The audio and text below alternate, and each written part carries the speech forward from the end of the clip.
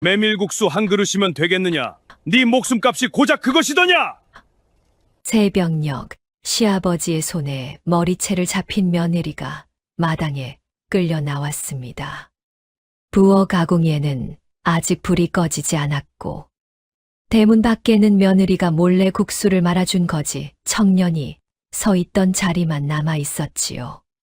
그런데 그 거지 청년이 두고 간 집신 한 짝에는 아무도 몰라보는 문양이 새겨져 있었습니다.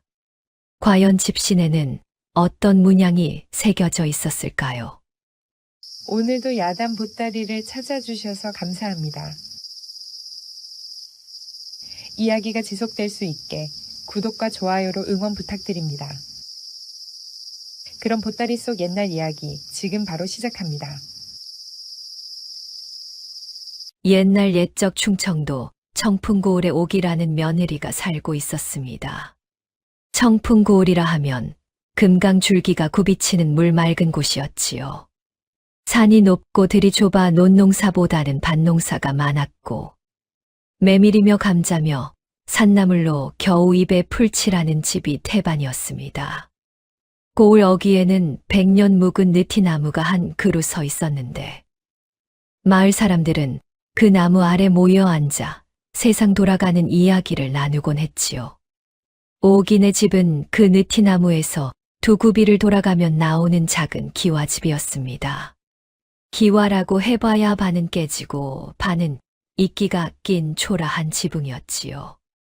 대문 기둥은 기울어져 있었고 담장은 군데군데 무너져 있었습니다.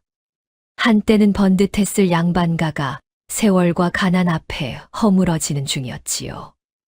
오기는 22, 마른 체구에 거친 손을 가진 여인이었지요. 하루 종일 물을 길어도 나무를 해도 빨래를 두드려도 오기의 입에서는 한마디 불평이 나오지 않았습니다. 눈매가 맑고 단정했지만 늘 고개를 숙이고 다녀서 그 얼굴을 제대로 본 사람이 드물었지요. 그런데 이게 웬일입니까? 이렇게 부지런하고 조용한 며느리를 시아버지 방영감은 눈의 가시처럼 여겼습니다. 방영감은 58 먹은 양반으로 마른 체구에 날카로운 눈을 가진 사람이었지요. 본래 이 고을에서 논 6마지기를 가진 알아주는 양반가였습니다. 이 집 문턱 넘어올 때 뭘 가져왔느냐? 빈손으로 들어와 밥만 축내는 것이 며느리냐? 방영감이 밥상을 받을 때마다 오기에게 던지는 말이었습니다. 오기의 친정은 일찍이 부모를 여의고 먼 친척 손에서 자란 것이 전부였지요. 혼수라고는 광목치마 한 벌이 다였습니다. 예, 아버님. 죄송하옵니다. 오기는 늘 같은 대답을 했습니다. 고개를 숙이고 또박또박 그것뿐이었지요. 오기의 남편 돌쇠는 25, 건장한 체구였지만 아버지 앞에서는 고양이 앞에 쥐였습니다. 아버지가 오기를 구박할 때마다 돌쇠는 고개를 돌렸지요. 입술을 깨물면서도 한마디 말을 꺼내지 못했습니다. 여보, 괜찮아요. 오기가 먼저 돌쇠를 위로했습니다. 돌쇠의 마음이 어땠겠습니까? 아내를 지켜주지 못하는 자신이 한심했을 것이지요. 그러나 아버지에게 대드는 것은 불효라고 배운 돌쇠였습니다. 참는 것 말고는 아는 것이 없었지요. 그런데 방영감이 처음부터 이렇게 인색한 사람은 아니었습니다. 3년 전까지만 해도 방영감은 고을에서 인심 좋기로 소문난 양반이었지요. 지나가는 나그네에게 밥 한 술 아끼지 않았고 품삯을 떼어먹는 법도 없었습니다. 그런 사람이 어쩌다 이 지경이 되었느냐 하면 마름 최서방 때문이었지요. 최서방은 쉰먹은 사내로 배가 나오고 기름진 얼굴에 교활한 눈을 가진 자였습니다. 이 고을의 마름을 자처하며 양반가의 소작 관리를 도맡았지요. 겉으로는 방영감을 어르신 하며 떠받들었지만 속으로는 그 논밭을 탐내고 있었습니다. 어르신, 올해 흉년의 소장료가 반도 안 들어왔습니다. 제가 일단 돈을 빌려드리지요. 최서방은 이렇게 말하며 박 영감에게 돈을 빌려주었습니다. 처음에는 쌀 서말, 다음에는 돈 10냥, 그 다음에는 20냥. 빚은 눈덩이처럼 불어났지요. 박 영감은 결국 논세 맞이기의 문서를 담보로 내놓아야 했습니다. 걱정 마십시오, 어르신. 문서는 잠깐 맡아둘 뿐이지요. 최서방의 눈이 번쩍였지만 박 영감은 알아채지 못했습니다. 아니, 알아채고 싶지 않았다고 해야 맞겠지요. 그때부터였습니다. 박 영감의 성정이 뒤틀리기 시작한 것이지요. 쌀독이 줄어드는 것이 눈에 보이니 며느리가 밥을 많이 짓는 것 같고, 찬거리가 부족하니 며느리가 손이 해픈 것 같았습니다. 사실은 최서방에게 뜯긴 돈이 문제였지만 박 영감의 분노는 엉뚱하게도 가장 만만한 오기에게로 향했지요. 어느 가을날이었습니다. 오기가 마을 우물가에서 빨래를 하고 있을 때였지요. 우물가에는 마을 안악내 서너 명이 모여 수군거리고 있었습니다. 저 오기 말이야, 참 불쌍하지. 시아버지가 얼마나 구박을 하는지. 그러게 남편이라는 작자도 아무 말 못하고 쯧쯧 친정도 없는 것이 의지할 데가 어디 있겠어. 오기는 들리지 않는 척 빨래를 두드렸습니다. 물에 젖은 손이 시릴 만큼 찬바람이 불었지만 오기는 멈추지 않았지요. 멈추면 눈물이 날 것 같았기 때문이었습니다. 그때였습니다. 오기야. 갈라진 목소리가 등 뒤에서 들려왔습니다. 돌아보니 지팡이를 짚은 김노파가 서 있었지요. 김노파는 마을에서 한참 떨어진 산속 연화암이라는 폐암자에 홀로 사는 할머니였습니다. 나이가 70이 넘었는데도 허리가 꼿꼿하고 눈빛이 또렷했지요. 마을 사람들은 김노파를 산사 할머니라 불렀습니다. 예, 할머니. 오기가 빨래 방망이를 내려놓고 허리를 굽혔습니다. 김노파는 오기의 거칠어진 손을 한참 내려다보았지요. 그리고 낮은 목소리로 말했습니다. 한 그릇의 밥이 사람의 값어치를 보여주는 법이니라. 넉넉한 자가 베푸는 것은 쉽지만 없는 자가 나누는 것이야말로 진짜 마음이지. 오기는 고개를 갸웃했습니다. 무슨 말인지 알듯 말듯 했지요. 할머니, 저는 나눌 것이 아무것도 없는 거려. 오기가 쓸쓸하게 웃었습니다. 없다고 생각하면 없는 것이고, 있다고 생각하면 있는 것이지. 김노파는 그 말만 남기고 지팡이를 짚어 산길로 사라졌습니다. 오기는 한참 동안 그 뒷모습을 바라보았지요. 가을 햇살이 김노파의 굽은 등 위로 부서지고 있었습니다.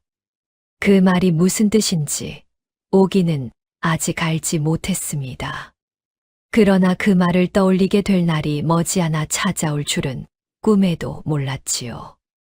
집으로 돌아오니 박 영감이 마루에 앉아 담뱃대를 물고 있었습니다. 오기가 빨래 광주리를 내려놓자 박 영감이 느닷없이 말했지요. 최서방이 내일 온다. 방을 치워라. 아, 그리고 내일은 밥을 좀 번듯하게 차려라. 체면이 있지. 박 영감의 목소리에는 위엄이 남아 있었지만 그 속에 불안이 섞여 있었습니다. 최서방에게 빌린 돈 이야기가 나올 것이 뻔했기 때문이지요. 남은 논세 맞이기마저 넘겨달라는 소리가 나오면 어쩔 것인가. 그 불안을 박 영감은 며느리에 대한 화풀이로 눌러 참고 있었던 것입니다. 예, 아버님. 오기는 대답했지만 마음이 무거웠습니다. 쌀이 반 되도 남지 않았기 때문이었지요. 그 쌀마저 내일 최서방 접대에 쓰라니 그 다음 날부터는 무엇을 먹고 살란 말입니까? 돌쇠가 뒷마당에서 나무를 패다 말고 오기에게 다가왔습니다. 아버지가 또 괜찮아요. 어떻게든 되겠지요. 오기가 웃어 보였지만 그 웃음에는 힘이 없었습니다. 돌쇠는 도끼를 든 채 아무 말도 하지 못했지요. 해가 지고 있었습니다. 부엌 아궁이에 불을 넣을 나무는 딱 3단이 남아 있었지요. 그날 밤 오기는 부엌에서 내일 쓸 쌀을 헤아리며 한숨을 쉬었습니다. 차가운 부엌 바닥에 앉아 쌀자루 주둥이를 열어보니 세상에 바닥이 훤히 보였지요. 이것으로 밥을 지으면 이틀이요. 국수를 만들면 사흘은 갈 텐데. 오기는 혼잣말을 중얼거렸습니다. 그러다 문득 광 한쪽에 메밀가루 한 봉지가 놓여 있는 것을 보았지요. 지난 가을 장터에서 메밀을 빻아 놓은 것이 아직 남아 있었습니다. 이걸로 국수를 말면 되겠구나. 오기의 눈이 잠깐 밝아졌습니다. 그것이 자신에게 남은 거의 마지막 양식이라는 것을 알면서도 오기는 그 메밀가루를 소중히 안아 올렸지요. 바람이 부엌 문틈으로 스며들었습니다. 오기는 메밀가루 봉지를 품에 안은 채 잠시 눈을 감았지요. 내일 최서방이 온다고 했으니 쌀밥은 최서방 접대에 쓰고 자신과 돌쇠는 메밀국수로 끼니를 때우면 될 터였습니다. 그때 뒷방에서 돌쇠의 기침 소리가 들려왔습니다. 요즘 들어 돌쇠의 기침이 잦아졌지요. 나무를 패다 찬 바람을 맞아서인지 아니면 아버지 눈치를 보느라 제대로 먹지 못해서인지 알 수 없었습니다. 오기는 일어나 뒷방으로 갔습니다. 돌쇠가 얇은 이불을 덮고 누워 있었지요. 여보, 기침이 심해졌네요. 내일 약방에 가봐야 하는 거 아니에요. 약값이 어디 있어. 며칠 쉬면 나을 거야. 돌쇠가 손을 내저었습니다. 오기는 남편의 이불깃을 여며주며 입술을 깨물었지요. 약값은커녕 내일 먹을 끼니도 걱정인 형편이었습니다. 여보, 미안해. 돌쇠가 천장을 보며 말했습니다. 뭐가요? 아버지한테 한마디도 못하고 당신이 구박받는 걸 보면서도. 오기는 아무 말 없이 돌쇠의 손을 잡았습니다. 거칠고 갈라진 손이었지요. 나무를 패고 밭을 매느라 굳은 살이 단단히 박혀 있었습니다. 돌쇠 씨가 곁에 있는 것만으로도 저는 괜찮아요. 오기가 웃었습니다. 그 웃음이 진심인지 아닌지는 오기 자신도 몰랐지요. 다만 이 순간만큼은 남편을 걱정시키고 싶지 않았습니다. 밤이 깊었습니다. 달이 구름에 가려져 마당에는 칠흑 같은 어둠이 내려앉았지요. 오기는 부엌으로 돌아와 아궁이에 남은 불씨를 지폈습니다. 내일 최서방이 올 때 차릴 밥상 걱정에 잠이 올 리 없었지요. 바로 그 밤이었습니다. 대문 밖에서 무언가 쓰러지는 소리가 났습니다. 쿵 하고 둔탁한 소리였지요. 오기는 귀를 기울였습니다. 바람 소리인가 싶었지만 이어서 가느다란 신음소리가 들려왔지요. 오기의 심장이 빠르게 뛰기 시작했습니다. 그 메밀가루가 이 모든 이야기의 시작이 될 줄은 그때는 아무도 몰랐습니다. 다음 날 아침이 밝았습니다. 오기는 날이 새기도 전에 일어나 부엌에 불을 지폈지요. 남은 쌀을 씻어 밥을 안치고 장독대에서 된장을 퍼왔습니다. 반찬이라고는 묵은 김치와 말린 시래기가 전부였지요. 그래도 밥상만큼은 정갈하게 차렸습니다. 이것이 밥상이냐? 나물 한 접시 없느냐? 박 영감이 밥상을 보고 코웃음을 쳤습니다. 오기는 아무 말 없이 고개를 숙였지요. 아버지, 요즘 장이 안 서서 나무를 구하기가. 돌쇠가 조심스럽게 말을 꺼냈습니다. 그러자 박영감의 눈이 번뜩였지요. 내가 나서서 변명이냐. 남자가 부엌일에 참견하는 꼴이라니. 돌쇠는 입을 다물었습니다. 오기가 돌쇠의 옷자락을 살짝 잡아당기며 괜찮다는 눈짓을 했지요. 밥상 위의 공기가 얼음장처럼 차가웠습니다. 해가 중천에 걸릴 무렵 최서방이 나타났습니다. 번듯한 두루마기에 허리춤에는 은장도를 찬 행색이었지요. 그 뒤를 따르는 하인이 둘이나 있었습니다. 어르신, 그간 안녕하셨습니까? 최서방이 싱글벙글 웃으며 마루에 올라앉았습니다. 배가 불룩 나온 몸을 부채질하며 둘러보더니 혀를 찼지요. 집이 또 낡았구먼. 담장도 손을 봐야 할 텐데. 뭐 그럭저럭. 박영감이 쓴 웃음을 지었습니다. 최서방의 눈이 부엌 쪽을 힐끗 훑었지요. 오기가 밥상을 차리고 있는 모습이 보였습니다. 며느리가 부지런하시구먼. 저 손으로 이 큰 집안 살림을 다 하니. 칭찬처럼 들렸지만 그 말투에는 무언가 잿빛이 섞여 있었습니다. 박영감은 대답하지 않았지요. 오기가 밥상을 들고 나왔습니다. 쌀밥에 된장찌개, 묵은 김치, 마른 시래기 나물. 정성껏 차렸지만 번듯한 상은 아니었지요.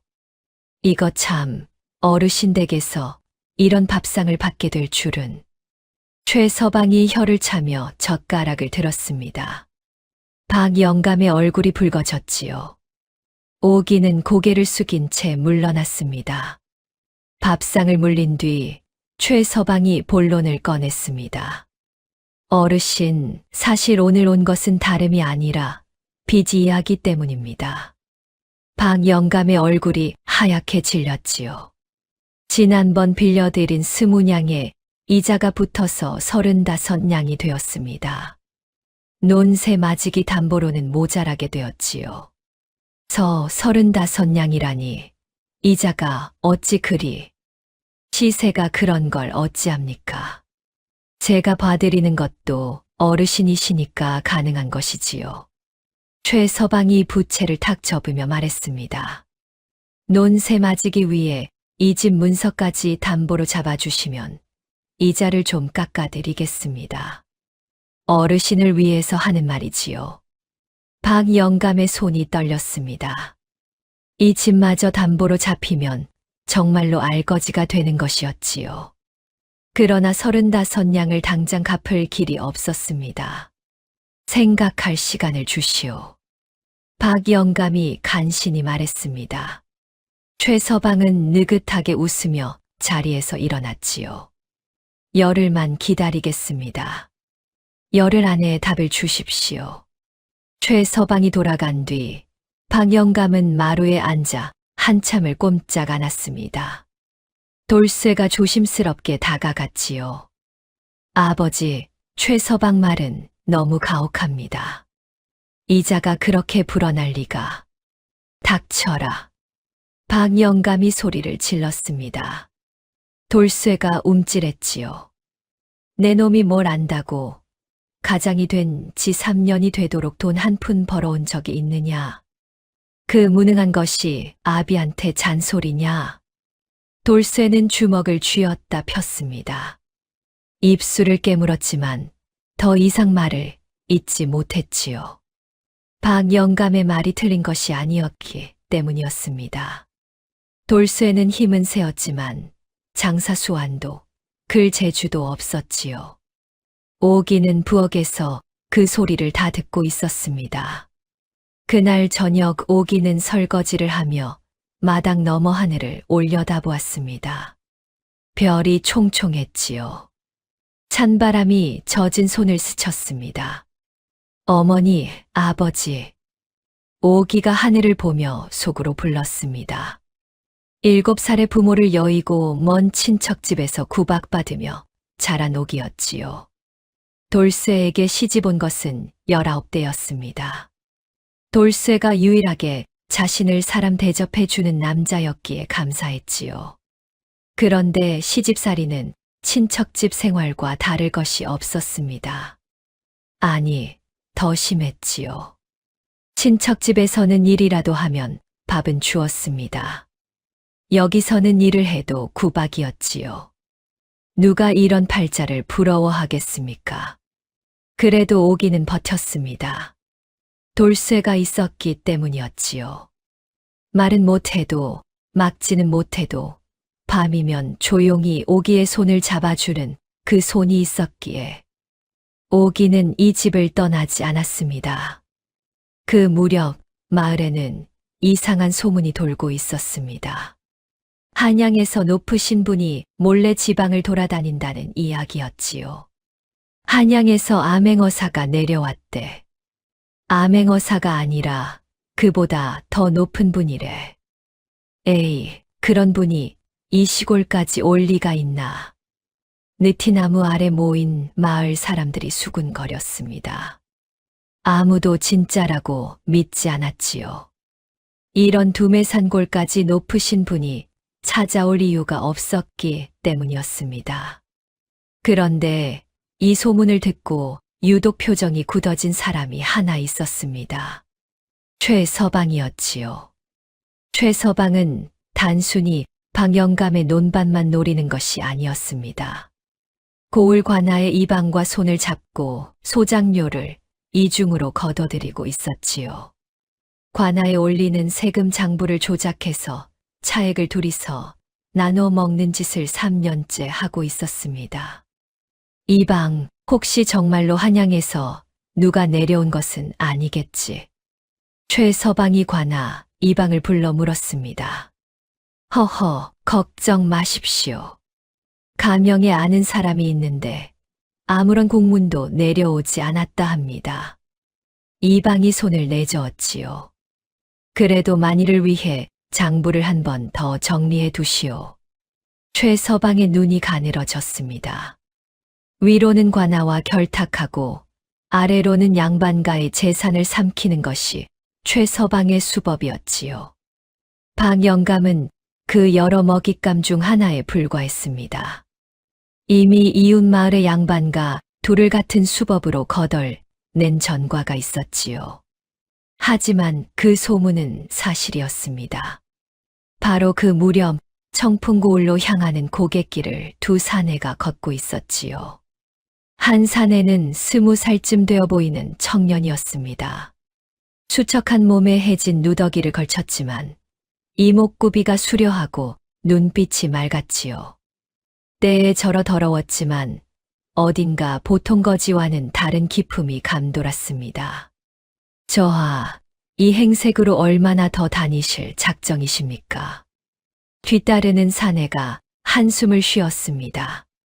떡 벌어진 어깨에 험상궂은 인상, 그러나 앞에 청년에게는 한없이 공손한 말투였지요.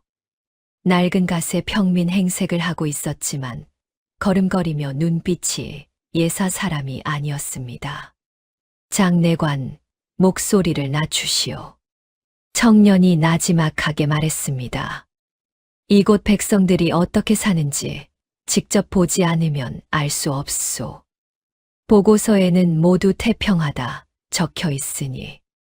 하오나 저하의 옥체가 내 몸 걱정은 나중에 하시오. 저 고을의 마름이 백성을 쥐어짠다는 투서가 올라왔소. 직접 보고 판단하겠소. 청년의 눈이 고갯길 넘어 청풍고을을 향했습니다. 해가 뉘엿뉘엿 지고 있었지요. 산그림자가 길게 들이운 고갯길 위로 차가운 바람이 불었습니다. 왕세자 이선이었습니다. 아버지인 임금의 밀명을 받아 지방의 민정을 살피러 나선 것이었지요. 거지 행색을 한 것은 백성들의 진짜 삶을 보기 위해서였습니다. 그러나 닷새째 제대로 먹지 못한 터라 몸이 성치 않았지요. 저하, 저 고을에 도착하면 우선 먹을 것을 구해야 합니다. 장내관이 걱정스러운 눈으로 왕세자를 보았습니다. 거지가 양반 행세를 하면 들키는 법이요. 국어를 해서라도 먹으면 되지 않겠소. 이선이 쓸쓸하게 웃었습니다. 궁궐에서는 산의 진미가 차려졌지만 밖에서는 끼니 한 끼가 이렇게 어려운 것이었지요. 지난 닷새 동안 먹은 것이라고는 산에서 캔 칠뿌리 몇 개와 지나가던 승려에게 얻은 주먹밥 하나가 전부였습니다. 저하, 솔직히 말씀드려도 되겠습니까? 장내관이 걸음을 멈추고 왕세자를 바라보았습니다. 말하시오.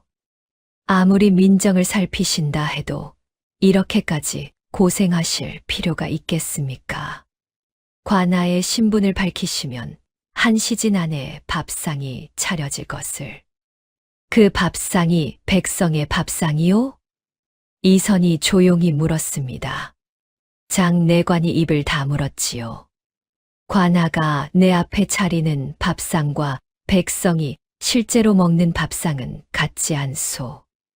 나는 그 차이를 알고 싶은 것이요. 장내관은 더 이상 말리지 못했습니다. 이 젊은 왕세자의 고집을 꺾을 수 있는 사람은 아마 전하밖에 없을 것이었지요. 고갯길은 험했습니다. 돌부리에 걸려 집신이 한짝 벗겨졌지만 이선은 주워신지 않았지요. 맨발로 걷는 편이 차라리 거지 행색에 더 어울렸기 때문이었습니다. 벗겨진 집신 한 짝을 장내관이 주워 품에 넣었지요. 그날 밤 두 사내는 청풍 고을 어귀에 도착했습니다. 가로등 하나 없는 캄캄한 밤이었지요. 이선의 걸음이 점점 느려지더니 마침내 비틀거리기 시작했습니다. 저하. 장내관이 달려갔지만 이미 늦었습니다. 이선의 몸이 앞으로 거꾸러졌지요. 닷새 동안의 굶주림이 한꺼번에 쏟아진 것이었습니다. 쿵. 이선이 쓰러진 곳은 하필이면 박영감 집 대문 앞이었습니다. 장내관이 황급히 이선을 부축했지만 이선은 의식이 가물가물했지요. 이마에 식은땀이 흘러내렸고 입술은 바짝 말라 있었습니다. 저하, 정신을 차리십시오. 장내관이 목소리를 죽여 불렀습니다. 그러나 이선의 눈꺼풀은 감긴 채 떨리기만 했지요. 장내관은 이를 악물고 주위를 둘러보았습니다. 어디에든 문을 두드려야 했습니다. 그때 이 집 대문 아래로 희미한 불빛이 새어나오는 것이 보였지요. 부엌에서 아궁이 불을 지피고 있던 오기의 불빛이었습니다. 쿵. 둔탁한 소리에 오기가 부엌 문을 열었습니다. 대문 쪽에서 가느다란 신음이 들려왔지요. 누구세요? 오기가 조심스럽게 대문으로 다가갔습니다. 문틈으로 내다보니 세상에 누더기를 걸친 사내가 쓰러져 있었지요. 그 옆에 덩치 큰 사내 하나가 쪼그리고 앉아 있었습니다.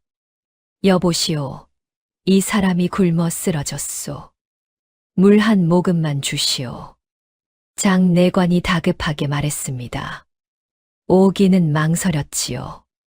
한밤중에 모르는 사내를 드리는 것도 시아버지가 알면 호통을 칠 것도 분명했습니다.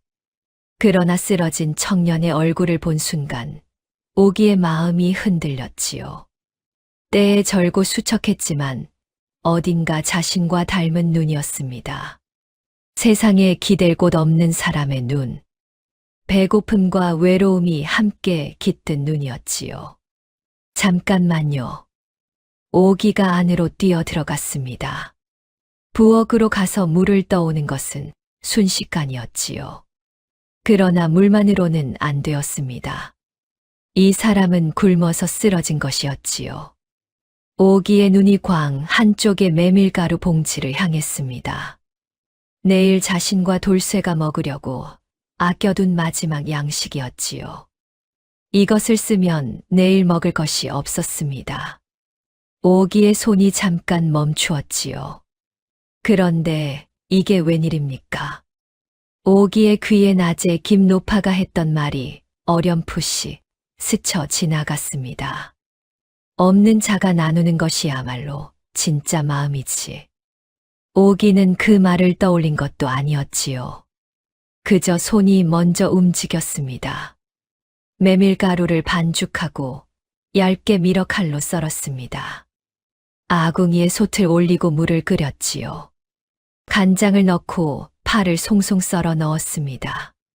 김이 모락모락 오르는 국수에서 구수한 냄새가 부엌 안에 퍼졌지요. 보잘것없는 국수였지만 정성만큼은 가득했습니다. 오기는 국수 한 바가지를 들고 대문 밖으로 나갔습니다. 발소리를 죽여가며 조심조심 걸었지요. 시아버지가 깨면 큰일이었습니다. 여기요. 우선 이것부터 드세요.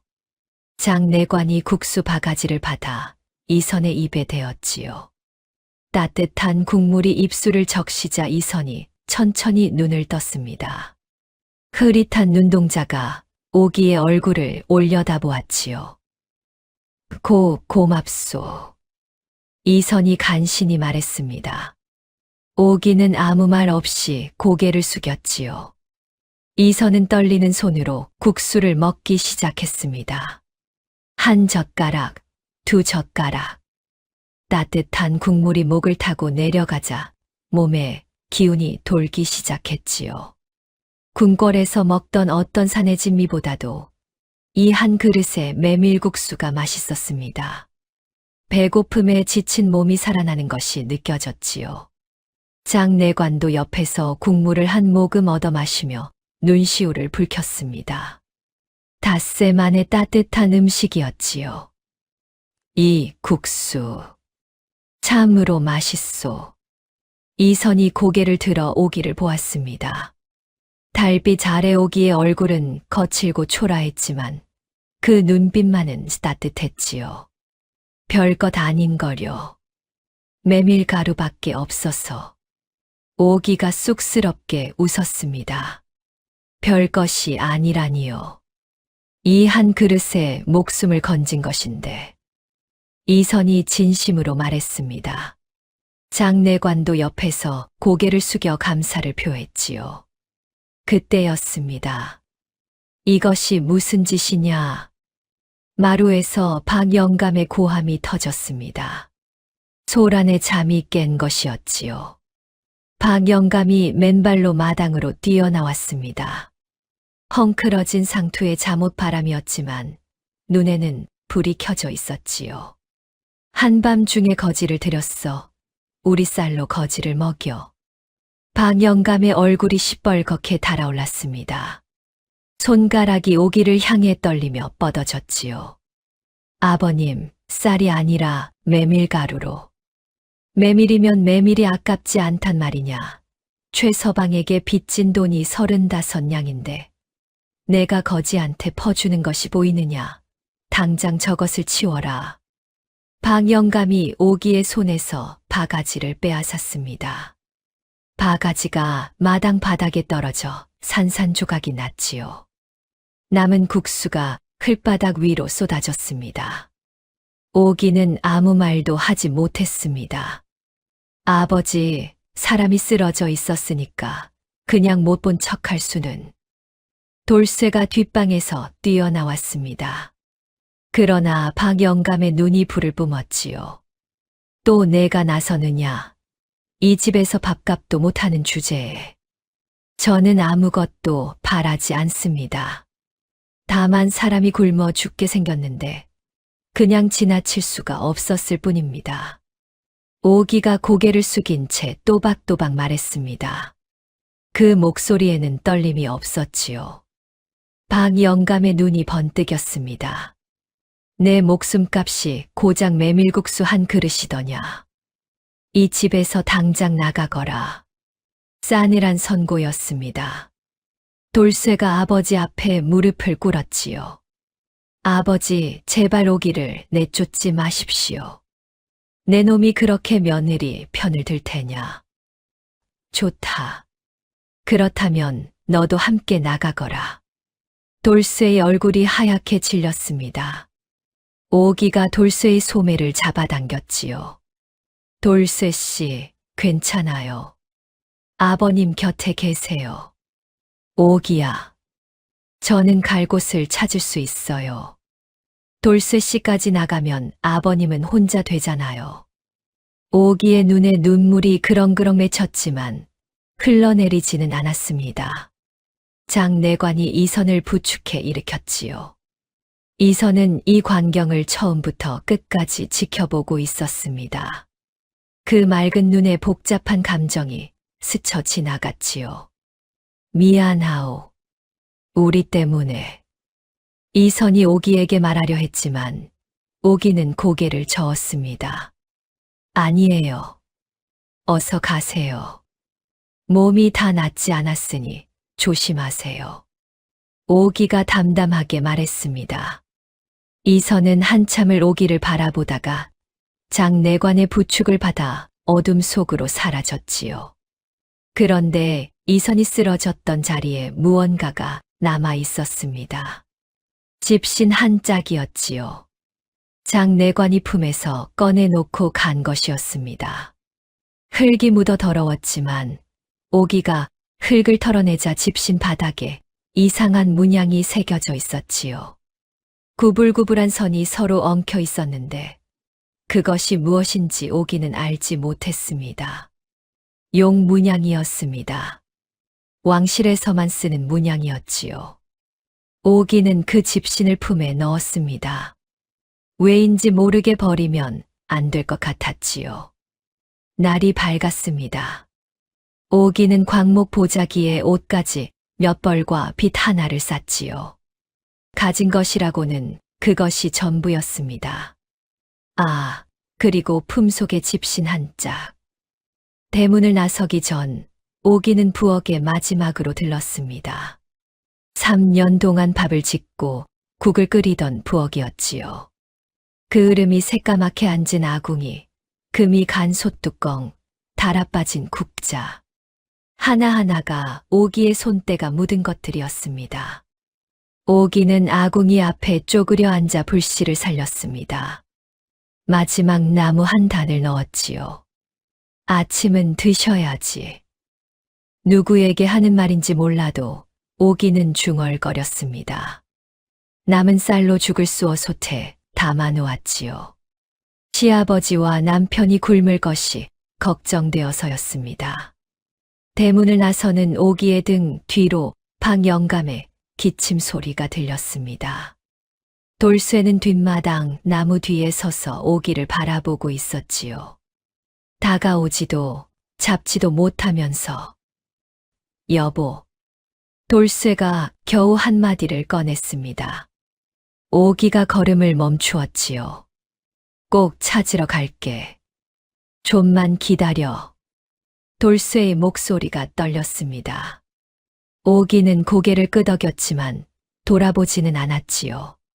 돌아보면 발길이 떨어지지 않을 것 같았기 때문이었습니다. 오기의 눈에서 한 줄기 눈물이 흘러내렸습니다. 그러나 소매로 재빨리 닦아냈지요. 울지 않겠다고 다짐한 것이었습니다. 고갯길을 넘어야 했습니다. 갈 곳은 없었지요. 친척집은 이미 등을 돌린 지 오래였고 아는 사람이라고는 이 고을에 아무도 없었습니다. 오기는 고갯길 중턱에 멈춰 섰습니다. 어디로 가야 하지? 바람만 불었지요.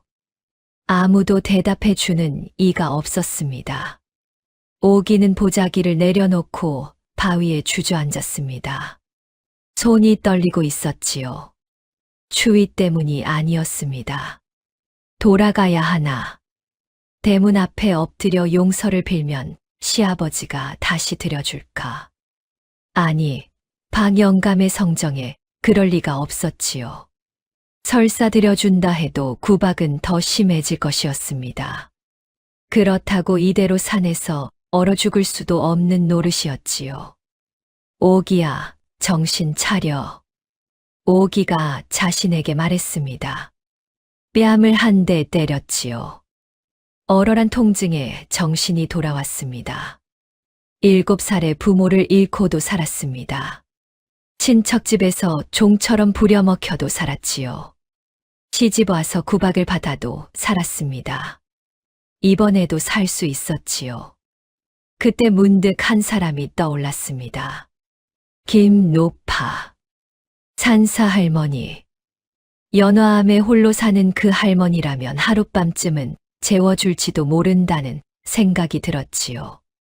할머니가 그랬지. 없다고 생각하면 없는 것이고, 있다고 생각하면 있는 것이라고. 오기는 일어났습니다. 보자기를 다시 어깨에 올렸지요. 오기는 방향을 바꿔 산길로 접어들었습니다. 산길은 가파르고 험했지요. 낙엽이 쌓인 길은 미끄러웠고 가시덤불이 치마를 잡아당겼습니다. 그래도 오기는 한 걸음 한 걸음 올라갔지요. 숨이 차올라 멈출 때마다 뒤를 돌아보았습니다. 마을의 기와지붕이 점점 작아지고 있었지요. 돌아갈 곳은 없었지만 멈출 수도 없었습니다. 이것이 오기의 선택이었지요. 아무도 떠밀지 않았습니다. 쫓겨난 것은 맞지만 산길을 택한 것은 오기 자신이었지요. 주저앉아 울 수도 있었습니다. 대문 앞에서 용서를 빌 수도 있었지요. 그러나 오기는 걸었습니다. 보자기를 어깨에 단단히 묶고 집신 한 짝을 품에 꼭 안고 거친 산길을 한 발 한 발 올라갔습니다. 한 시즌쯤 걸었을 때 소나무 사이로 낡은 기와 한 모서리가 보였습니다. 연화암이었지요. 허물어진 돌담 너머로 빨래가 한 줄 걸려 있었고 마당 한쪽에는 약초가 널려 있었습니다. 사람이 살고 있다는 증거였지요. 오기는 돌담 앞에 서서 목소리를 가다듬었습니다. 할머니, 저 오기예요. 할머니 계세요? 잠시 후 나무 문이 삐걱 열렸지요. 아침 해가 산등성이 너머로 떠오르고 있었습니다. 차가운 바람이 볼을 스쳤지만 오기의 발걸음은 멈추지 않았지요. 왔구나. 김노파가 문을 열며 말했습니다. 놀라지도 않았지요. 마치 오기가 올 줄 알고 있었다는 듯이. 할머니, 저 시아버지에게 쫓겨났어요. 오기가 겨우 말을 꺼냈습니다. 김노파는 아무 말 없이 오기의 손을 잡아 안으로 이끌었지요. 작은 방에 이불 하나를 깔아주고 약탕관에서 따뜻한 물을 한 사발 떠다 주었습니다. 우선 쉬어라. 이야기는 나중에 하면 된다. 오기는 따뜻한 물을 마시며 눈물을 삼켰습니다. 쫓겨난 뒤로 처음 느껴보는 온기였지요. 연화암은 작았지만 정갈한 곳이었습니다. 김노파가 혼자 손수 가꾸어 놓은 터라 마당에는 약초밭이 반듯하게 구획되어 있었지요. 뒷마루에는 말린 약초 다발이 주렁주렁 매달려 있었고 부엌에는 크고 작은 약탕관이 줄지어 놓여 있었습니다. 할머니, 이 많은 약초를 혼자 다 기르세요. 허허, 산이 키워주는 것이지. 나는 거들 뿐이란다. 김노파가 웃었습니다. 주름 가득한 얼굴이었지만 그 웃음은 참으로 맑았지요. 며칠이 지났습니다. 오기는 김노파의 일을 도우며 연화암에서 지내기 시작했지요. 약초를 캐고 다듬고 말리는 일을 배웠습니다. 김노파는 꼼꼼했지요. 칡뿌리를 씻는 법, 쑥을 말리는 법, 생강을 저미는 법까지 하나하나 가르쳐 주었습니다. 오기야, 약초란 것이 참 묘하단다. 김노파가 약초를 다듬으며 말했습니다. 귀한 산삼이 사람을 살리기도 하지만 길가의 흔한 질경이도 배탈을 낫게 하느니라. 비싸고 귀한 것만이 쓸모 있는 것이 아니란다. 오기는 고개를 끄덕였지요. 김노파의 말에는 늘 무언가 다른 뜻이 담겨 있는 것 같았습니다. 어느 날 저녁, 오기가 부엌에서 저녁을 짓고 있을 때였습니다. 오기야, 내가 끓이는 국수는 참 맛이 좋구나. 김노파가 국수를 한 젓가락 먹으며 말했습니다. 오기가 연화암에 온 뒤로 종종 메밀국수를 해 먹었는데 김노파가 그 맛을 칭찬한 것은 처음이었지요. 별것 아닌데요. 메밀가루에 간장 넣고 파만 썰어 넣은 것뿐인데 별것이 아닌 것에 마음을 넣으면 별것이 되느니라. 김노파가 조용히 말했습니다. 오기의 귀에 그 말이 깊이 박혔지요. 보름이 지났습니다. 오기는 김노파에게서 약초뿐 아니라 사람을 돌보는 법도 배웠지요. 산속에 사는 나무꾼이나 사냥꾼이 가끔 연화암에 와서 탕약을 얻어가곤 했는데 김노파는 아무도 빈손으로 돌려보내지 않았습니다. 할머니는 어쩜 모든 사람에게 그렇게 잘해주세요? 나도 한때 남에게서 큰 은혜를 입은 사람이란다. 김노파의 눈에 잠깐 먼 곳을 보는 빛이 스쳤지요. 그 은혜가 무엇인지 김노파는 말하지 않았습니다. 오기는 궁금했지만 더 묻지 않았지요. 다만 김노파의 손을 가만히 보았습니다. 거칠지만 손마디가 가늘고 곧은 손이었지요. 바치를 하던 사람의 손이 아니었습니다. 무언가 섬세한 일을 하던 사람의 손 같았지요. 그리고 또 한 가지. 김노파는 가끔 혼잣말처럼 중얼거렸습니다. 그 아이도 이 나이쯤 되었겠구나. 할머니, 무슨 아이요? 아, 아니다. 옛날 얘기란다. 김노파가 서둘러 말을 돌렸지요. 오기는 고개를 갸웃했지만 김노파의 과거를 캐무는 것은 예의가 아니라고 생각했습니다. 그때였습니다. 김노파가 방 안괴짝에서 무언가를 꺼내왔지요. 세월의 바랜 천으로 감싼 것이었습니다. 천을 풀자 은빛으로 빛나는 비녀가 나왔지요. 섬세한 봉황 문양이 새겨진 은비녀였습니다. 이것을 내게 주마. 할머니, 이렇게 귀한 것을 어떻게 위급할 때 쓰거라. 이 비녀가 너를 지켜줄 것이다. 오기는 두 손으로 비녀를 받았습니다. 영문을 몰랐지만 김노파의 눈빛이 하도 진지해서 거절할 수 없었지요. 봉황 문양의 은비녀. 평범한 산사 할머니가 가지고 있을 물건은 아닌 것 같았습니다. 그런데 이 비녀의 진짜 의미를 알게 되는 것은 한참 뒤의 일이었지요. 어느 날 김노파가 오기에게 말했습니다. 오기야, 산속에만 있으면 세상을 모르느니라. 장터에 나가 내 솜씨를 펼쳐보거라. 장터에요. 제가 뭘 할 수 있을까요? 내가 끓이는 국수가 있잖느냐. 오기는 망설였습니다. 쫓겨난 며느리가 장터에 나서는 것이 두려웠지요. 마을 사람들의 수군거림이 무서웠습니다. 두려우냐? 김노파가 물었습니다. 예. 두려움을 안고도 걸어가는 것이 용기니라. 다리가 떨려도 한 발은 내딛는 것이지. 오기는 김노파의 눈을 바라보았습니다. 맑고 깊은 눈이었지요. 오기는 고개를 끄덕였습니다.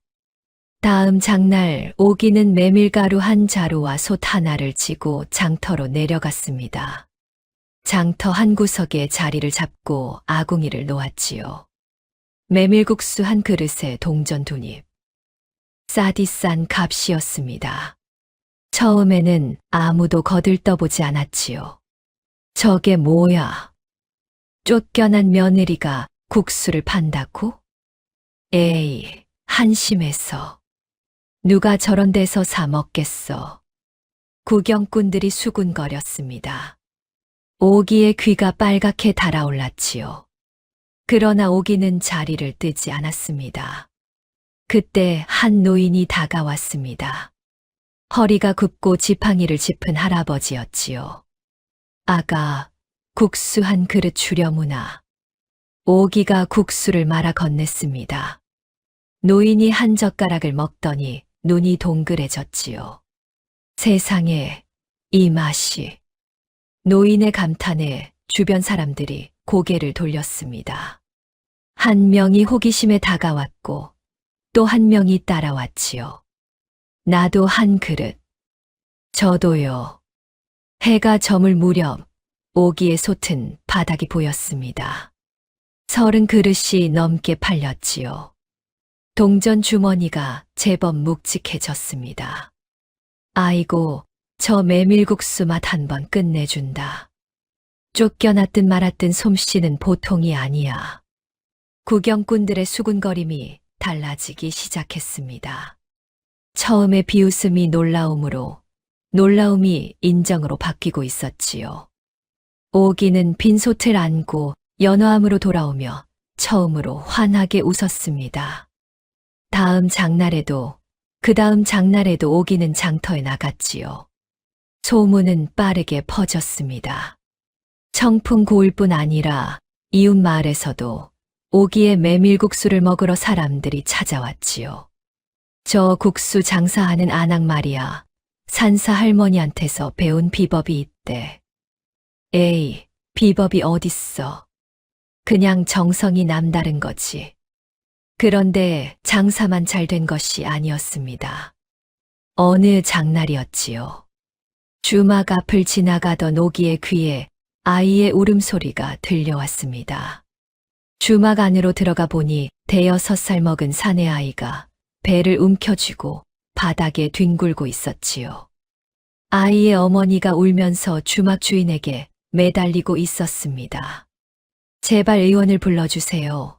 아이가 죽을 것 같아요. 의원이 읍내에 있는데 반나절은 가야 하는 걸 어쩌라고. 주막 주인이 난감한 얼굴로 손을 내저었지요. 오기가 아이 곁에 다가갔습니다. 아이의 이마를 짚어보니 열이 심했고 배가 단단하게 부풀어 있었지요. 김노파에게 배운 것이 떠올랐습니다. 혹시 아이가 뭘 잘못 먹지 않았나요? 장터에서 떡을 사 먹었는데 그 뒤로 잠깐만 기다려 주세요. 오기가 보자기에서 약초 꾸러미를 꺼냈습니다. 김노파가 챙겨준 것이었지요. 생강과 매실을 달여 아이에게 먹이자 한 시진 뒤 아이가 토를 하더니 배가 가라앉기 시작했습니다. 세상에, 아가씨가 아이를 살렸어. 아이 어머니가 오기의 손을 붙잡고 울었지요. 이 일은 삽시간에 마을에 퍼졌습니다. 국수도 잘 끓이고 약초도 아는 여인이래. 보통 사람이 아니야. 오기의 이름이 마을에 알려지기 시작했지요. 그로부터 며칠 뒤 더 놀라운 일이 벌어졌습니다. 관아 앞에 굶주린 백성들이 모여 있었지요.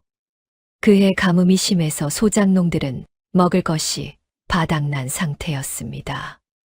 관아의 구휼미를 달라고 모여들었지만 이방은 창고가 비었다며 쫓아냈지요. 흉년에 백성이 굶는데 관아가 뭘 하는 건지 사람들이 원망을 쏟아냈습니다. 오기는 그 모습을 보고 가슴이 먹먹해졌지요. 자기 손에는 장사에서 번 동전이 좀 있었고 메밀가루도 한 자루 남아 있었습니다. 오기는 관아 앞마당에 솥을 걸었지요. 한 그릇씩 드세요. 돈은 안 받아요. 굶주린 사람들이 줄을 섰습니다. 오기는 쉬지 않고 국수를 말았지요. 한 그릇, 두 그릇, 10 그릇, 20 그릇. 메밀가루가 떨어질 때까지 오기는 멈추지 않았습니다. 저 여인이 누구요? 관아 안쪽에서 지켜보던 현감이 이방에게 물었습니다. 시아버지에게 쫓겨난 며느리라 합니다. 산사 할머니 밑에서 지내며 장터에서 국수 장사를 한다고. 쫓겨난 며느리가 굶주린 백성을 먹이고 있다. 관아보다 낮구먼. 현감이 혀를 차며 중얼거렸지요. 이방의 얼굴이 붉어졌습니다. 사실 관아 창고에 구휼미가 없는 것이 아니었지요. 최서방과 짜고 빼돌린 것이었기 때문이었습니다. 그날 이후 오기를 찾는 사람이 더 많아졌습니다. 배탈이 난 아이를 데리고 오는 어머니, 허리가 아픈 노인, 기침이 멎지 않는 나무꾼. 오기는 김노파에게 배운 대로 약초를 다려주었지요. 돈을 받지 않았습니다. 대신 감자 한 돼, 쌀 한 줌, 나물 한 보자기를 받았지요. 오기가 가는 곳에 인심이 모인다. 마을 사람들이 수군거렸습니다. 누가 이런 일이 벌어질 줄 알았겠습니까? 쫓겨난 며느리가 마을의 은인이 되어 가고 있었으니 말이지요. 그러나 이 소문이 최서방의 귀에도 들어가고 있다는 것을 오기는 몰랐습니다.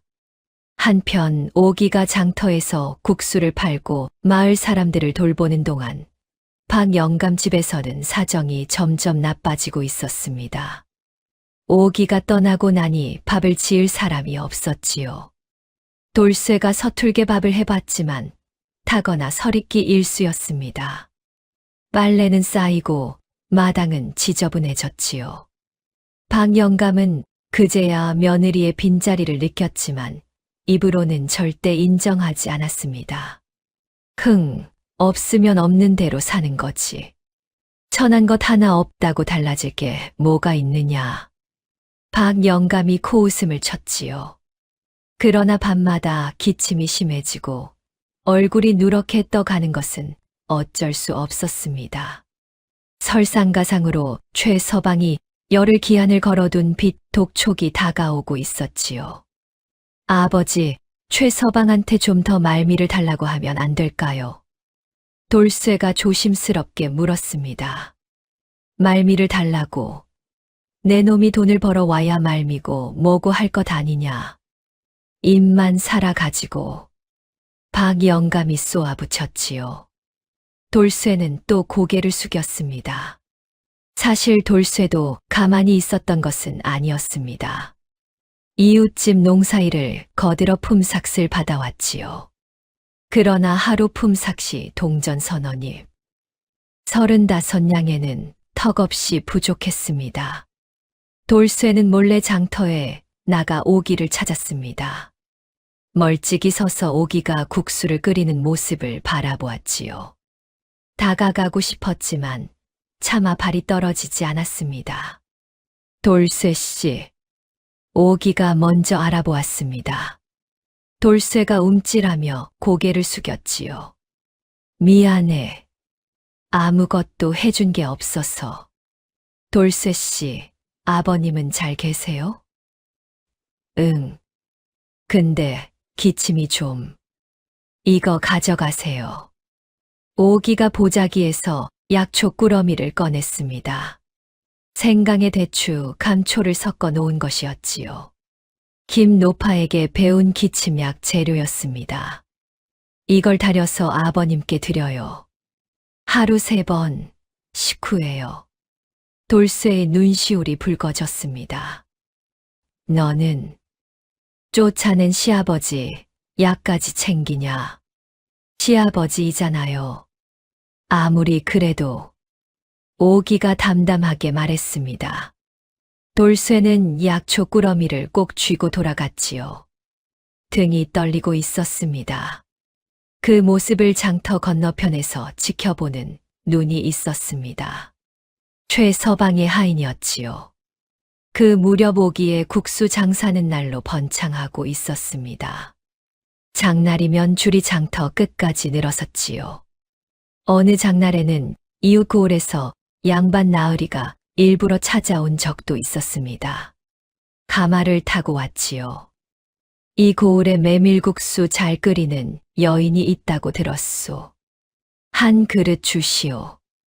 양반이 젓가락을 들더니 한 입 먹고 감탄했습니다. 이 맛이란. 한양 주막에서도 이런 국수는 먹어본 적이 없소. 양반이 동전 대신 은전 하나를 놓고 갔지요. 오기는 사양했지만 양반은 손사래를 치며 돌아갔습니다. 저 양반이 은전을 놓고 갔대. 국수 한 그릇에 은전이라니 세상에. 구경꾼들이 웅성거렸지요. 오기는 그 은전을 장터 구석에서 떡을 팔지 못해 쩔쩔매는 할머니에게 건넸습니다. 할머니가 깜짝 놀라 손을 내저었지요. 아이고, 이걸 어떻게. 이런 큰 돈을. 할머니, 오늘 떡이 안 팔리신 거잖아요. 내일은 더 추워진다는데 빈손으로 돌아가시면 안 되지요. 아가씨는 참으로. 할머니가 오기의 손을 붙잡고 눈물을 글썽였습니다. 주변 사람들이 그 모습을 보며 고개를 끄덕였지요. 오기 저 아이, 보통 사람이 아니야. 시아버지가 쫓아낸 게 천벌 받을 짓이지. 마을 사람들의 마음이 완전히 오기 편으로 돌아서고 있었습니다. 또 한 번은 이런 일도 있었지요. 장마가 시작되어 비가 사흘째 퍼붓던 날이었습니다. 산 아래 마을에 물이 차올라 집이 잠길 위기에 놓였지요. 마을 사람들이 허둥대며 짐을 나르고 있었습니다.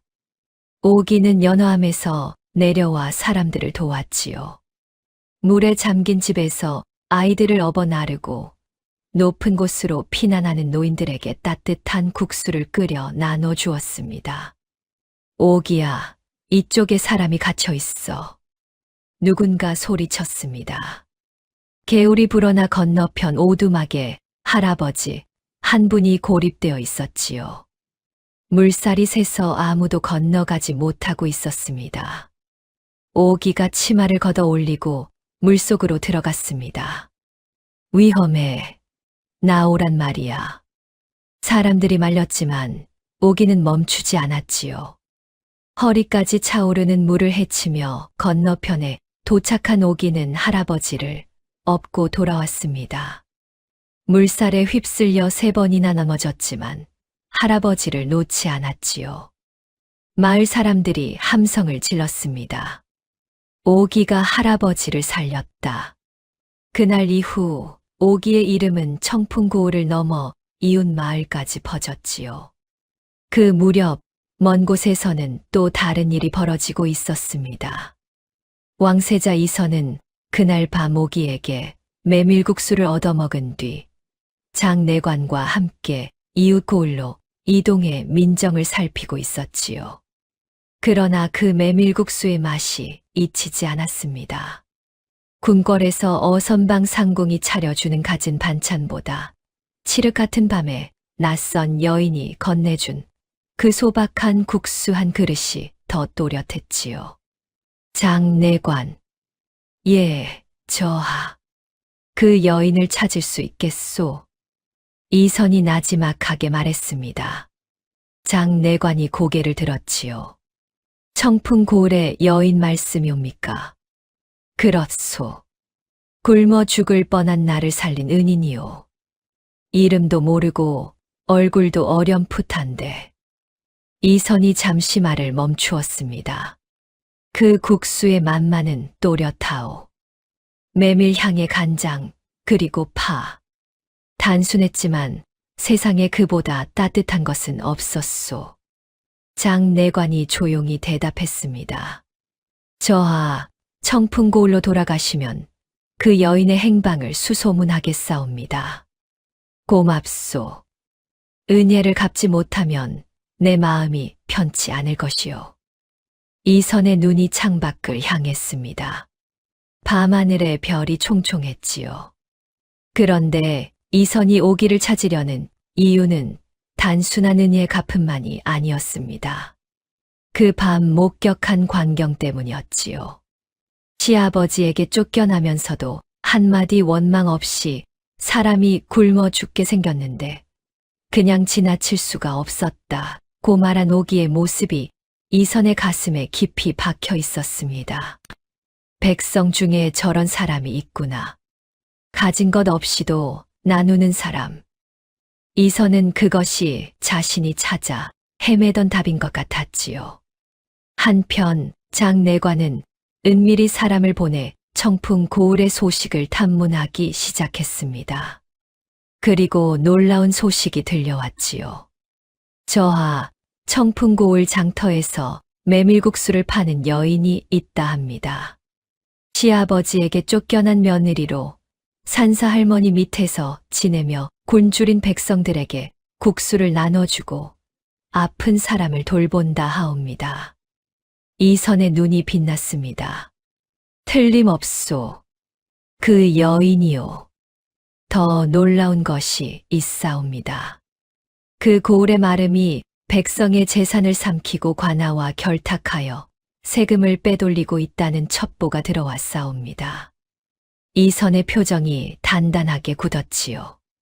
최서방이라는 자가 그 마름이 옵니다.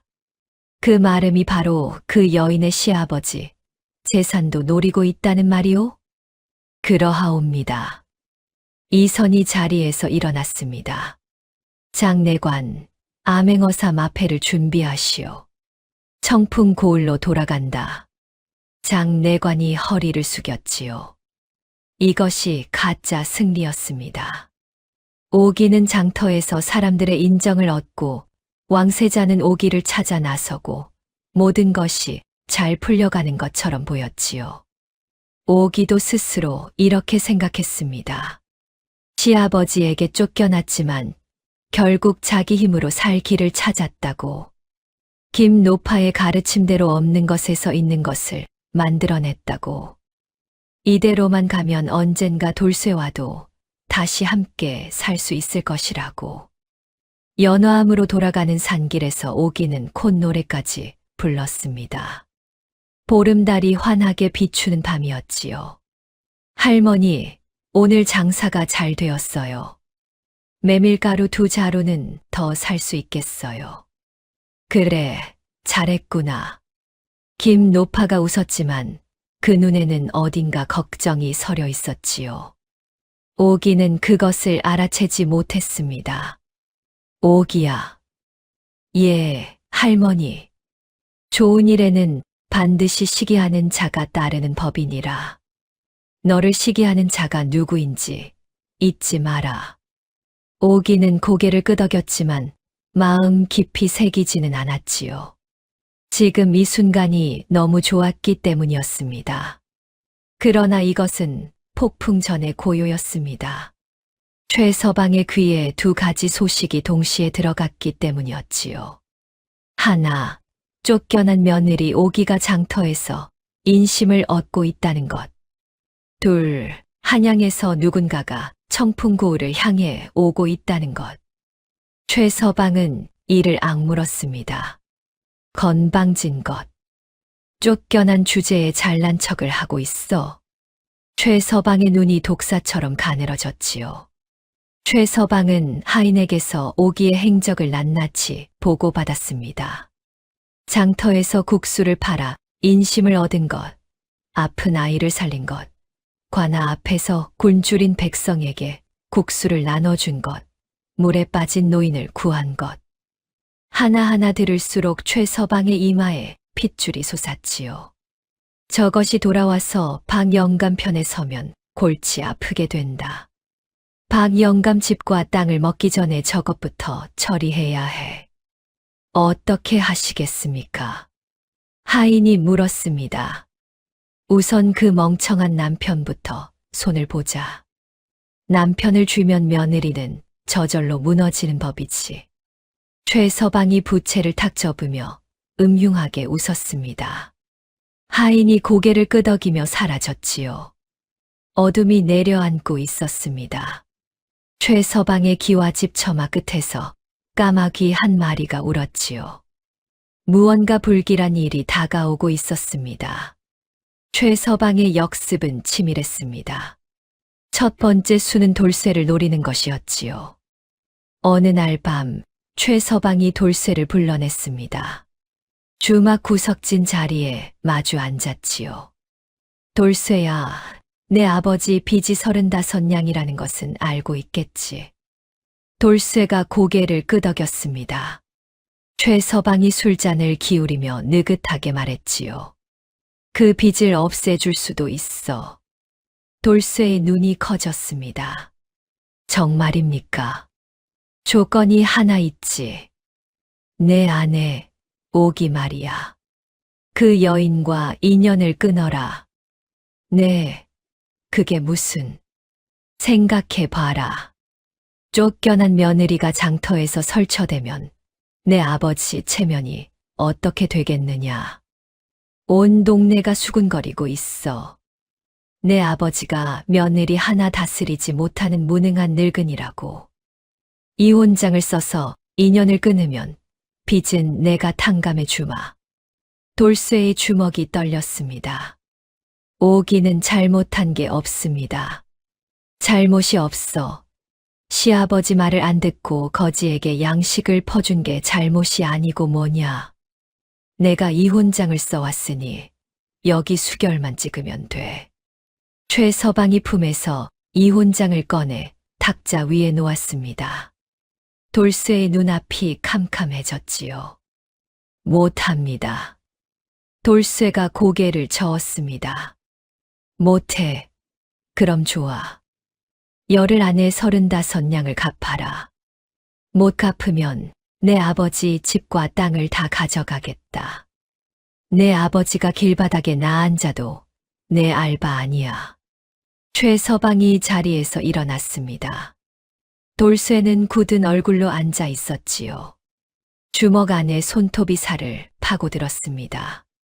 이것이 최서방의 첫 번째 수였습니다. 약점을 파악하고 남편을 흔든 것이지요. 두 번째 수는 더 독했습니다. 며칠 뒤 장터에서 이상한 소문이 돌기 시작했지요. 오기 저 여인 말이야. 알고 보니 작물을 취급한대. 작물, 설마. 아니, 진짜래. 산사 할머니한테서 받은 은비녀가 사실은 도둑 맞은 물건이래. 그뿐이 아니야. 밤마다 산에서 수상한 사람들을 만난다더라. 소문의 출처를 알 수 없었지만 한 번 퍼진 말은 걷잡을 수 없었지요. 최서방이 하인 셋을 각기 다른 마을에 풀어놓아 퍼뜨린 것이었습니다. 같은 소문이 세 곳에서 동시에 올라오니 사람들은 진짜라고 믿기 시작했지요. 장터의 인심이 갈라졌습니다. 그러고 보니 쫓겨난 며느리가 어디서 그런 좋은 물건을 가지고 있을까? 산사 할머니도 정체가 수상하다며.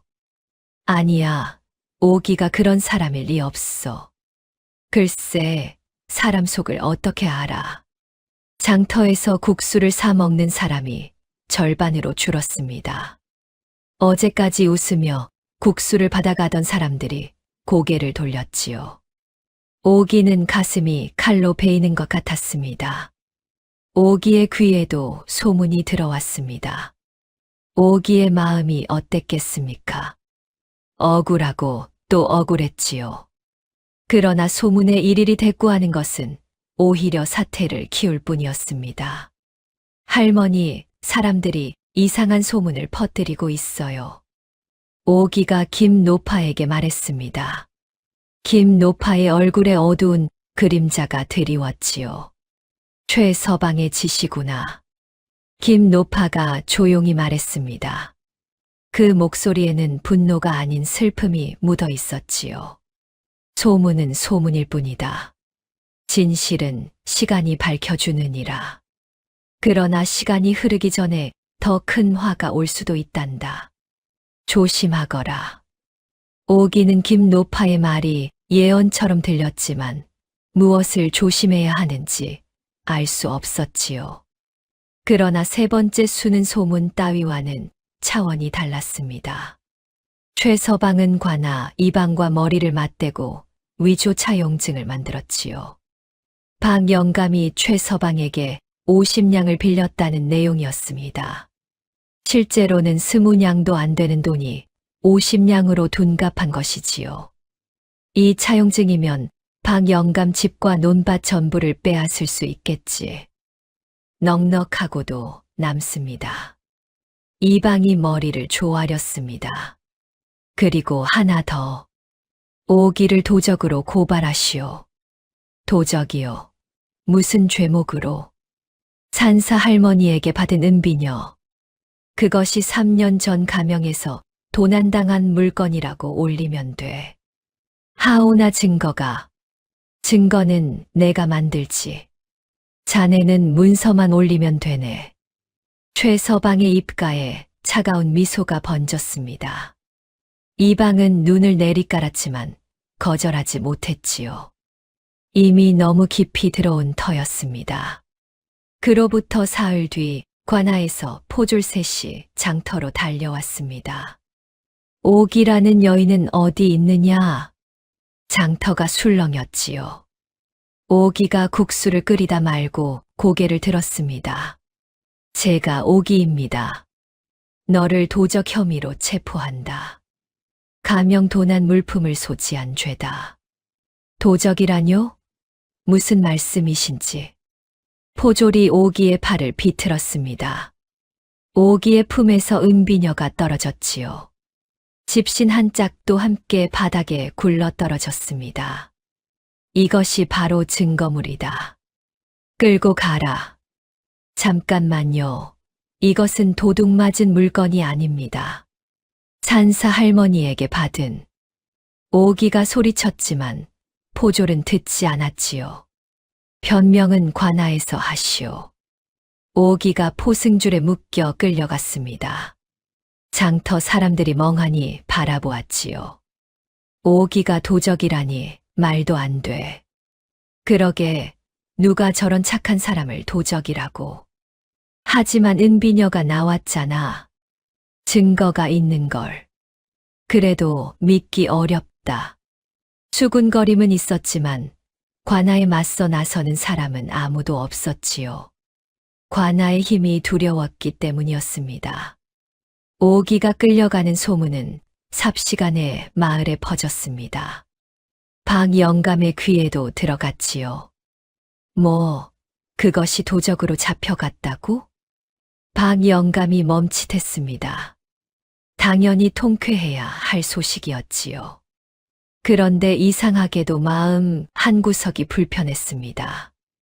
그래, 잘됐다. 쫓겨난 주제의 장터에서 설치더니 결국 꼴 좋게 됐구나. 박영감이 씩 웃었지만 그 웃음이 어색했지요. 방금 전까지 오기가 보내준 약초를 다려 마시고 있었기 때문이었습니다. 기침이 한결 나아진 것도 그 약 덕분이었지요. 돌쇠는 아버지에게 달려갔습니다. 아버지, 오기가 잡혀갔습니다. 도적 누명을 쓴 겁니다. 아버지가 관아에 가서 한마디만 해주시면. 닥쳐라.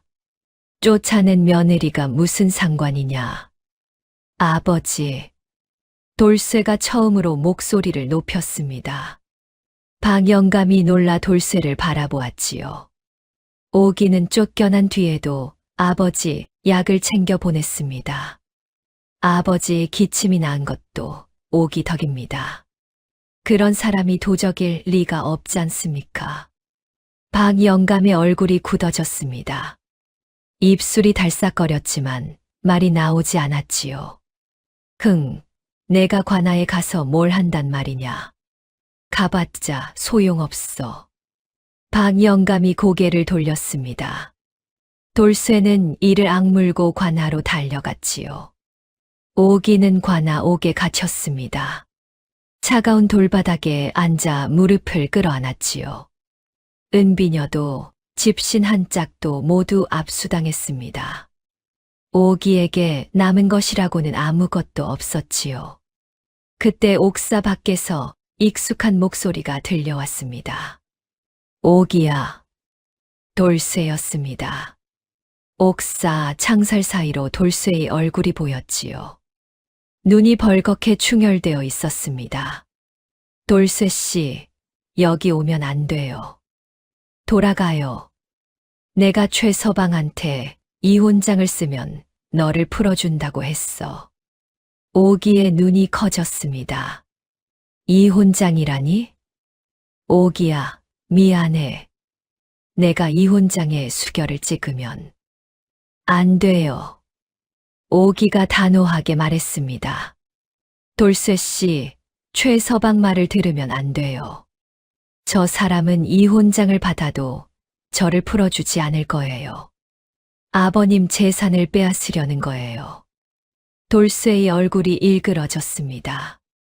오기의 말이 맞다는 것을 알고 있었지요. 그러나 옥에 갇힌 아내를 보며 아무것도 할 수 없는 자신이 참을 수 없이 한심했습니다. 나는 아무것도 못하는 놈이야. 돌쇠가 창살을 움켜쥐고 이 말을 기대었습니다. 오기의 눈에서 눈물이 흘러내렸지요. 그러나 오기는 소매로 닦지 않았습니다. 이번에는 참지 않았지요. 돌쇠 씨, 울지 마요. 제가 괜찮으니까. 괜찮지 않았습니다. 아무것도 괜찮지 않았지요. 시아버지에게 쫓겨났을 때도, 장터에서 손가락질을 받았을 때도 오기는 버텼습니다. 그러나 이번은 달랐지요.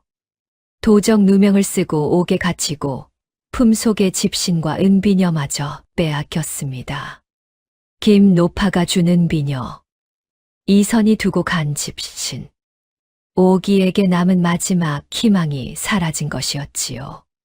그날 밤 옥사의 차가운 바닥에 눈 오기는 천장을 올려다보았습니다. 작은 창으로 달빛이 한 줄기 들어왔지요. 가슴이 찢어지는 듯 했습니다. 오기는 자신의 손을 내려다보았습니다. 메밀 반죽을 하고 약초를 다듬고 아픈 아이의 이마를 짚어주던 손이었지요. 이 손으로 사람을 살리고 먹였는데 이 손이 지금은 차가운 돌바닥 위에 놓여 있었습니다. 내가 뭘 잘못한 걸까? 오기가 중얼거렸지요. 굶어 쓰러진 사람에게 국수를 끓여준 것이 죄입니까? 아픈 아이에게 약초를 다려준 것이 죄입니까? 물에 빠진 노인을 구한 것이 죄입니까? 굶주린 백성에게 밥을 나눠준 것이 죄란 말입니까? 세상이 어찌 이렇게 되었는지 오기는 알 수 없었습니다. 바깥에서 쥐 우는 소리가 들려왔습니다. 옥사 구석에는 물이 스며들어 축축했지요. 냄새가 고약했습니다. 이곳에서 며칠을 버틸 수 있을지 오기는 자신이 없었지요. 문득 돌쇠의 얼굴이 떠올랐습니다. 창살 너머로 울먹이던 그 얼굴. 아무것도 못하는 자신을 원망하던 그 눈. 오기는 돌쇠가 이혼장에 수결을 찍을까봐 두려웠지요. 그리고 김노파. 오기를 걷어주고 약초를 가르쳐주고 은비녀까지 준 할머니. 소문 때문에 할머니까지 피해를 입을 것이 분명했습니다. 오기의 가슴이 더 아팠지요. 할머니, 미안해요. 오기가 작은 소리로 중얼거렸습니다. 달빛이 옥사벽을 타고 천천히 움직이고 있었지요. 무언가가 죽었습니다. 희망이었지요. 사흘째 되는 밤이었습니다. 오기는 옥사 바닥에 앉아 벽의 등을 기대고 있었지요. 먹지도 자지도 못한 채 사흘이 흘렀습니다. 몸이 한계에 다다르고 있었지요. 차라리 이대로 눈을 감는 게 나을까. 그 생각이 스치는 순간 문득 목소리 하나가 떠올랐습니다. 한 그릇의 밥이 사람의 값어치를 보여주는 법이니라. 김노파의 목소리였지요. 우물가에서 빨래를 하던 그 가을날, 김노파가 오기에게 했던 말이었습니다.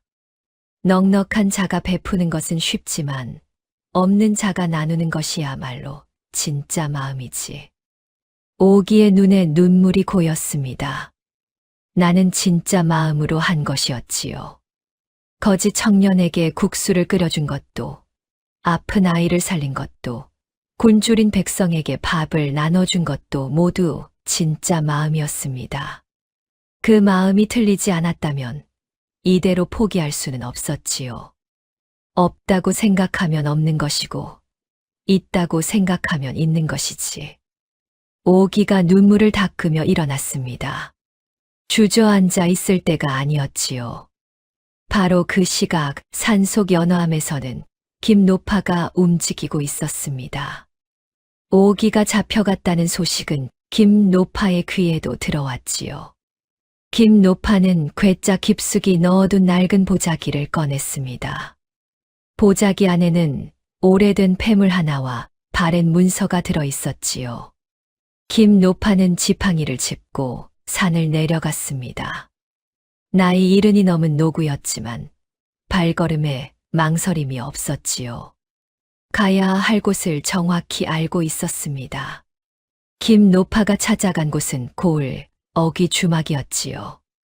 그곳에 장내관이 은밀히 묵고 있었습니다. 왕세자가 청풍고을에 도착하기 전 먼저 와서 정탐하고 있었던 것이지요. 누구시오? 장내관이 경계하며 물었습니다. 김노파가 품에서 낡은 폐물을 꺼내 보였지요. 장내관의 눈이 커졌습니다. 이것은 궁중상궁의 폐물이 아니오? 맞느니라. 나는 30년 전 궁을 나온 김상궁이다. 장내관이 자세를 고쳐 앉았습니다. 궁중상궁이라면 왕실의 일을 속속들이 아는 사람이었지요. 왕세자 저하에게 전해야 할 것이 있느니라. 청풍고을의 마름 최서방이 백성의 재산을 삼키고 관아와 결탁하여 세금을 빼돌리고 있다. 그리고 지금 옥이라는 여인이 그자의 음모로 누명을 쓰고 옥에 갇혀 있다. 그 여인이라면 저하께서 찾고 계시는 바로 그 여인이옵니다. 알고 있느니라. 김노파의 눈이 빛났습니다. 그리고 그 여인의 품에서 압수한 은비녀가 있을 것이다. 그것은 도둑 맞은 물건이 아니라 내가 직접 준 것이니라. 그 비녀는 내가 궁을 나올 때 가져온 것으로 궁중봉황 문양이 새겨져 있지. 이 문서가 그 증거이다. 김노파가 바랜 문서를 장내관에게 건넸습니다. 궁중상궁의 하사품 기록이었지요. 그리고 오기의 품에 집신 한 짝이 있었을 것이다. 집신이요. 그 집신 바닥에 용문양이 새겨져 있느니라. 왕세자 저하의 것이 아니더냐. 장내관의 얼굴이 하얘졌습니다. 그 집신은 고갯길에서 자신이 주워서 대문 앞에 놓고 간 것이었지요. 즉시 저하께 아뢰겠사옵니다. 장내관이 허리를 굽혔습니다. 이튿날 아침이었습니다. 청풍고을 관아 앞에 먼지구름이 일었지요. 말을 탄 행렬이 들이닥쳤습니다. 깃발이 펄럭이고 호위 무사들이 좌우로 늘어섰지요. 암행어사 출두요. 장내관의 우렁찬 외침이 고을을 흔들었습니다. 현감이 허둥대며 뛰어나왔지요. 이방의 얼굴이 핏기를 잃었습니다. 최서방은 장터에서 소식을 듣고 달려왔다가 관아 앞에 선 행렬을 보고 다리가 풀렸지요. 왕세자 이선이 말에서 내렸습니다. 거지 누더기 대신 골룡포를 입은 그 모습에 고을 사람들이 바닥에 엎드렸지요. 옥에 갇힌 여인을 데려오라. 이선이 명했습니다. 포졸들이 불이 나게 달려가 오기를 데려왔지요. 오기는 사흘간의 옥살이로 초라한 모습이었습니다. 그러나 고개를 숙이지 않았지요. 오기가 고개를 들어 이선을 보았습니다. 어디선가 본 얼굴이었지요. 너는 그날 밤, 이선이 말했습니다. 메밀국수를 끓여준 여인이요. 오기의 눈이 커졌습니다. 그 거지 청년이 왕세자였다니. 온몸이 떨렸지요. 증거물을 가져오라. 압수한 은비녀와 집신이 이선 앞에 놓였습니다. 이 집신은 내 것이요. 바닥에 용 문양이 증거이지. 이선이 집신을 들어 보였습니다. 사람들이 웅성거렸지요. 그리고 이은비녀는 궁중봉황 문양이 새겨진 상궁의 하사품이요. 도둑 맞은 물건이 아니라 김상궁이 이 여인에게 직접 준 것이요. 김노파가 앞으로 나섰습니다. 궁중패물과 하사품 기록을 제시했지요. 저는 30년 전 궁을 나온 김상궁이옵니다. 이 비녀는 제가 오기에게 준 것이옵니다. 현감이 기록을 확인했습니다. 틀림없는 궁중 문서였지요. 그렇다면 도적 혐의는 허위 고발이로다. 이 고발장을 올린 자가 누구냐? 이방의 무릎이 꺾였습니다. 얼굴이 하얗게 질린 채 바닥에 엎드렸지요. 소인이 최서방의 지시로. 이방, 최서방이 소리쳤지만 이미 늦었습니다. 최서방의 지시로 허위 고발장을 작성했사옵니다. 위조 차용증도 최서방이 만들었사옵니다. 방영감의 빚은 실제로 20냥도 안 되는데 50냥으로 부풀렸사옵니다. 이방이 줄줄이 자백했습니다. 최서방의 얼굴이 사색이 되었지요. 거짓말이오. 이방이 거짓말을 하고 있소. 최서방이 발버둥 쳤습니다. 그러나 이선이 한마디를 더했지요. 최서방의 집을 수색하라. 세금 장부와 위조 차용증 원본이 있을 것이다. 호위 무사들이 달려갔습니다. 한 시즌 뒤 최서방 집 금고에서 위조 차용증, 조작된 세금 장부, 빼돌린 구휼미 기록이 쏟아져 나왔지요. 최서방, 내 죄를 내가 알겠느냐? 이선이 차가운 목소리로 말했습니다. 최서방의 다리가 풀려 바닥에 주저앉았지요. 소인은 억울하옵니다. 모두 이방이 꾸민 것이옵니다. 최서방이 머리를 조아렸습니다. 그러나 이선은 서류 한 뭉치를 들어보였지요. 이것은 내 금고에서 나온 세금 장부다. 내 필체로 기록되어 있지. 이방이 꾸민 것이라면 왜 내 글씨가 여기 있느냐. 최서방의 입이 달싹거렸지만 말이 나오지 않았습니다. 3년간 빼돌린 구휼미가 400석이다. 그 쌀로 살 수 있었던 백성이 얼마인 줄 아느냐. 이선의 목소리에 분노가 담겼지요. 관아 마당에 모인 백성들이 웅성거렸습니다. 저놈이 우리 쌀을 빼돌렸어. 흉년에 굶어 죽을 뻔한 게 다 저놈 때문이었구나. 최서방의 하인 둘이 슬금슬금 뒷걸음질 치다가 포졸에게 잡혔지요. 세금 장부 조작, 구휼미 횡령, 백성 재산 갈취, 허위 고발. 어느 하나 가벼운 죄가 없다. 재산을 전부 몰수하고 삼천리 밖 유배에 처한다.